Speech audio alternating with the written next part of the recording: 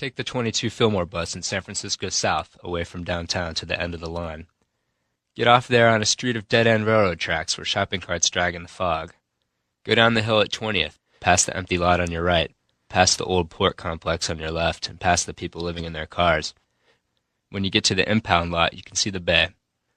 A walkway takes you past some abandoned warehouses, and then abruptly stops at a fence at a no trespassing sign. There is a hole in the fence. On the other side is a rotten dock where on many nights you can find a mysterious group of men. They're not loading smuggled drugs or dumping bodies. They're fishing.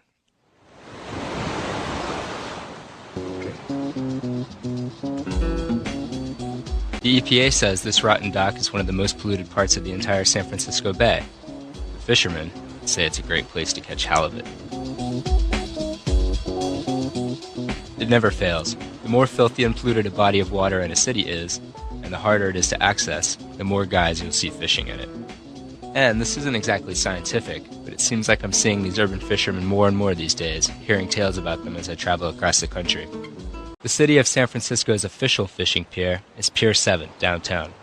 Every morning, the benches at the end of the pier fill up with old Asian guys who come down the hill from Chinatown and spend all day there on the pier, doing some of the most breathtaking, artful fishing that I've ever seen.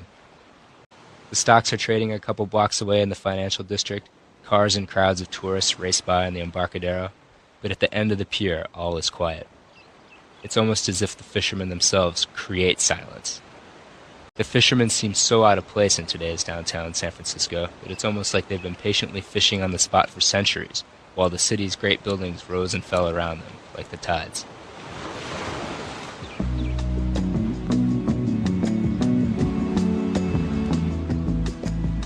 I watched one guy who hadn't made a catch all day.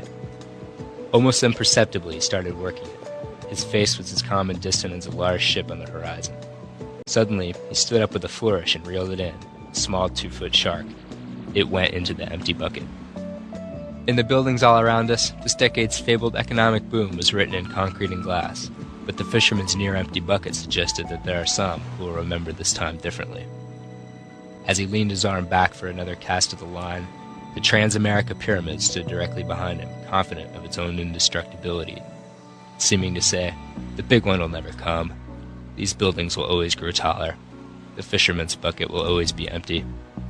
But as the late afternoon fog surrounded us, and the line hit the water, you couldn't help but think to yourself that anything could happen.